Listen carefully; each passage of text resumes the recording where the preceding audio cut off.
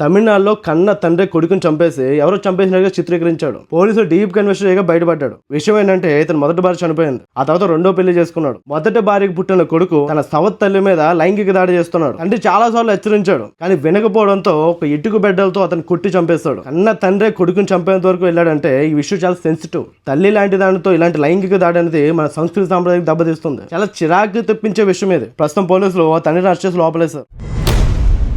యూకేలో మన ఇండియన్ కుర్రాన్ని రాత్రి వేళ 6 యువకులు కత్తితో పొడిచి చంపేశారు. విషయం అంటే మాట పెరిగి వాగ్వాదం చెలరేగింది. ఒక ఈగో పంతానికి పోయి అతను కిరాతంగా చంపేశారు. ఇంకో విషయం ఏంటంటే ఈ 6 అరెస్ట్ చేసిన ఒక్క రోజులోనే బెయిల్ తో బయటకు వచ్చేసారు. ఆ నెలకి పోలీసులు ఆ చుట్టుపక్కల వ్యక్తులను సాక్ష్యం అడుగుతుంటే ఎవరు ముందుకు రావట్లేదు. మరి ఇక్కడ మర్డర్లు చేసిన వాళ్ళు సపోర్ట్ చేస్తున్నారా లేకపోతే మనకెందుకు లాంటి వదిలేస్తున్నారా అర్థం కావట్లేదు. ఫస్ట్ ఆ కుర్రాడి తల్లిదండ్రులు అట్లీస్ట్ ఆ కుర్రాడి మృతదేహాన్ని ఇంటికి పెట్టాల్సిన కోరుతా ఉన్నారు. చాలా బాధాకరమైన విషయం ఇది. విదేశాలకు చదువుకోవడానికి వెళ్ళిన కుమారుడు శవంగా తిరిగి రావడం తల్లిదండ్రులకు ఎంతో తట్టుకుని బాధనిచ్చింది. ప్రస్తుతం తల్లిదండ్రులు మన ఇండియన్ గవర్నమెంట్ రిక్వెస్ట్ చేస్తా ఉన్నారు. మరి చూడాలి ఎప్పుడు ఆ మృతదేహాన్ని తీసుకొస్తారు.